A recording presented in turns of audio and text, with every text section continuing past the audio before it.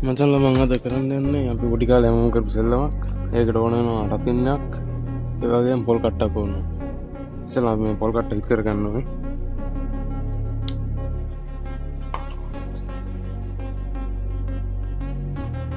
මේ ආකාරයට හිත කරගන්න ඕනේ.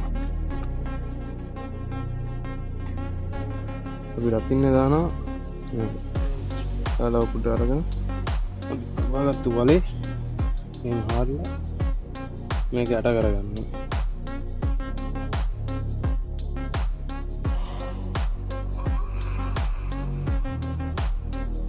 ඊට පස්සේ අපි මේක පත්තු කරගන්න ඕනේ.